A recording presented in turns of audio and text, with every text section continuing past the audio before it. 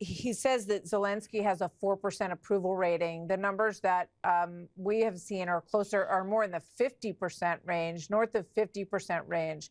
And he's criticizing Zelensky for not holding elections. Now, clearly, this is something that Russia would like to see happen because they would love to get a Yanukovych or somebody who, is much more favorable to Russia into that seat.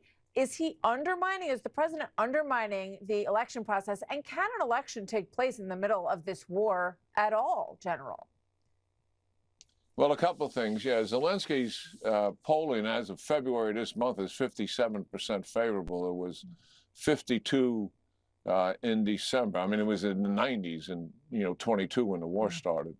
But obviously, he's got very favorable ratings. Look at the Constitution that Ukraine has prohibits elections when you declare martial law because of a state of war takes place. And obviously, the incumbent who is trying to run a war to be involved in an election and bringing people together in primaries and other elections puts the people at risk. There's two other parts of that martial law. If you're 18 to 60 years of age and a male, you can't leave the country. And also they're curbing civil liberties, particularly freedom of movement, by curfews in the contested areas.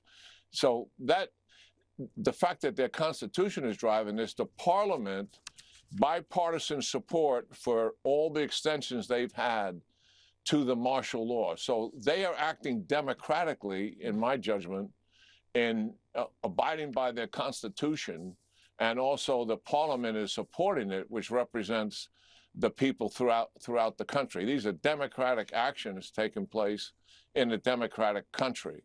I don't believe we should try and push elections on Zelensky during the middle of this war. I think if there is a peace agreement, I think Zelensky and others and the people themselves will demand an election, and it would likely take place assuming the peace agreement has some real legs to it.